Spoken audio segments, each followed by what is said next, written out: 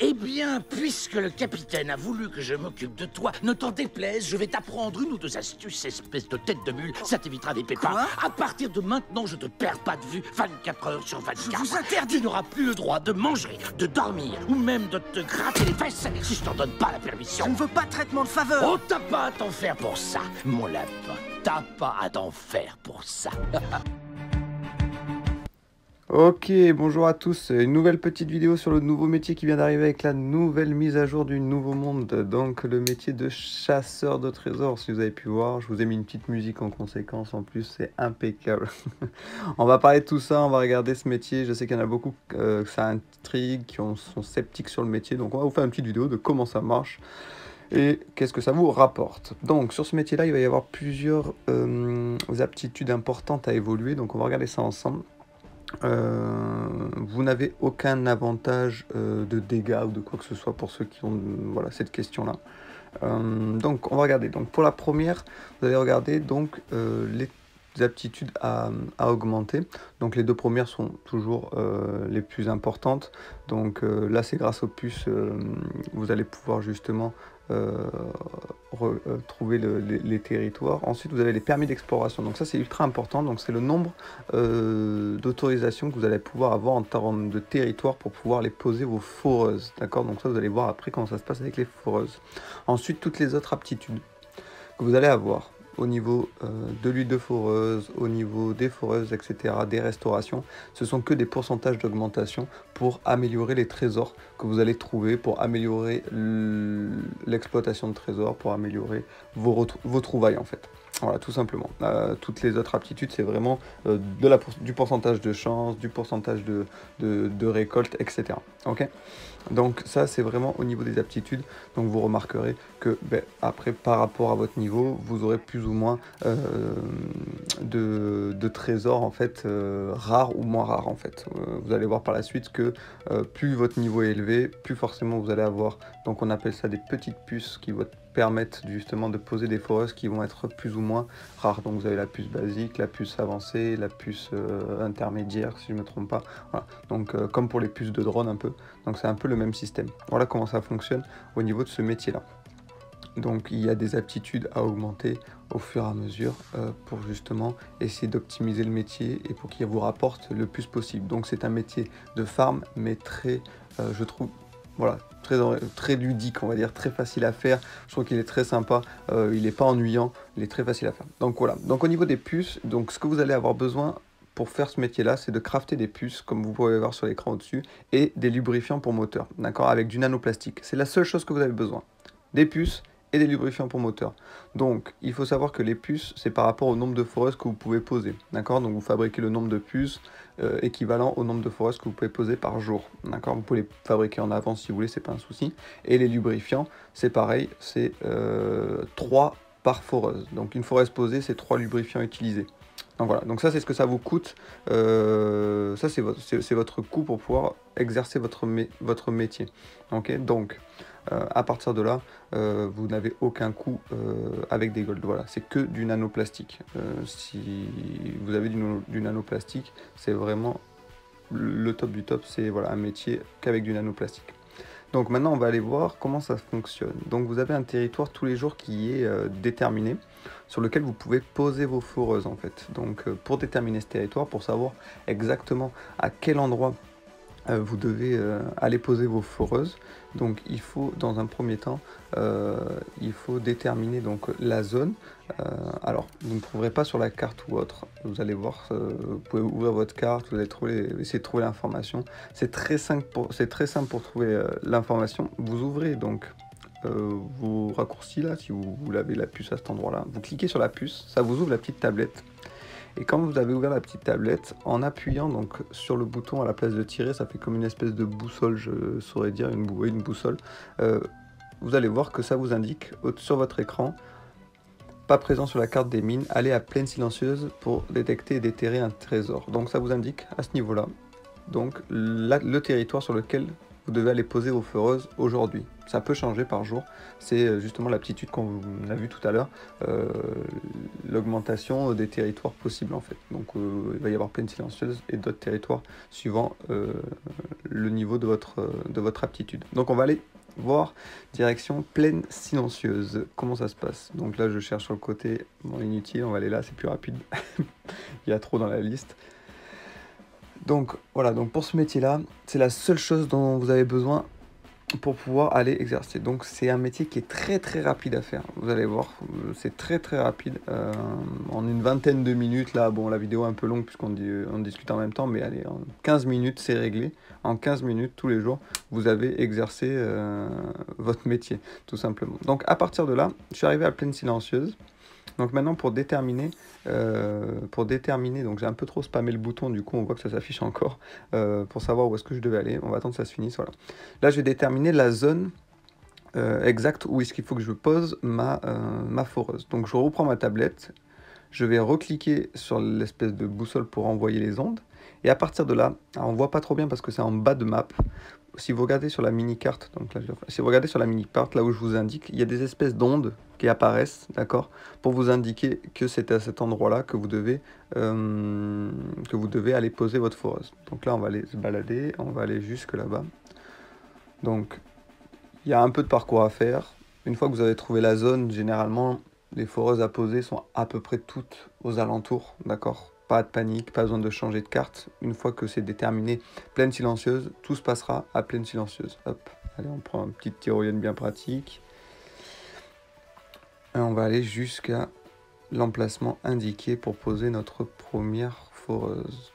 D'accord. Donc, vous verrez que vous tombez sur des zones plus ou moins safe. D'accord. Vous allez voir par la suite que c'est quand même un métier à risque. Voilà, il y a toujours plein de zombies partout, donc toujours un peu embêtant pour pouvoir poser les foreuses. Mais bon, il faut bien qu'il y ait quelques désavantages. Hop, un petit cul-de-sac. Je vais revenir en arrière, bien sûr. Donc si vous voyez là sur la mini-carte en haut à droite, vous pouvez voir qu'on voit un peu mieux les ondes indiquées pour me dire où est-ce que je dois poser ma foreuse. Ok. Donc je vais m'y avancer. Hop, je vous indique voilà, sur la carte en haut l'endroit exact. Donc vous voyez, il y a trois ondes. Il faut que la foreuse soit posée sur la plus petite à peu près. C'est à peu près à cet endroit-là qu'il faudra la poser. Donc là, je me fais attaquer par les zombies. Super.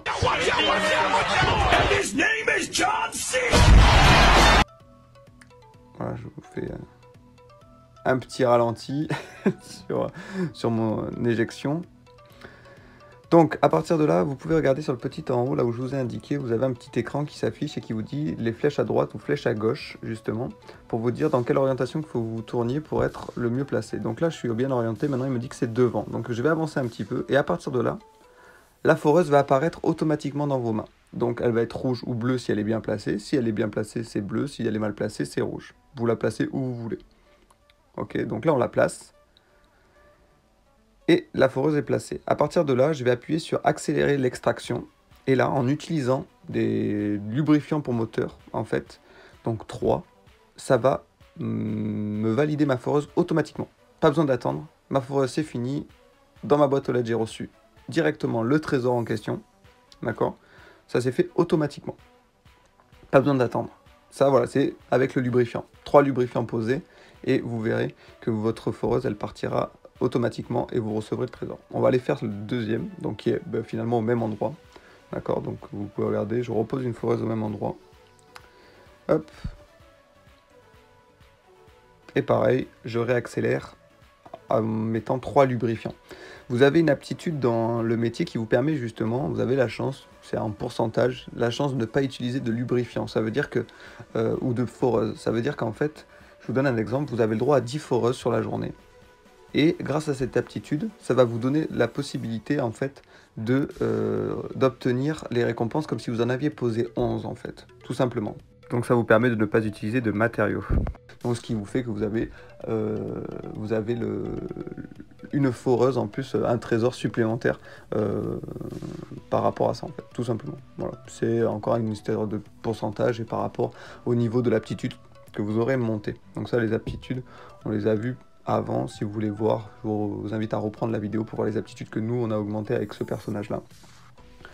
Donc là c'est parti, on est parti sur la deuxième zone. On recommence donc en mettant le lubrifiant, tac, automatiquement, ça a été envoyé. C'est tout simple, il n'y a rien d'autre à faire, ok? À partir de là, on va continuer et faire toutes les autres. Je vous laisse sur la vidéo regarder tout ça. Et on se retrouve juste après.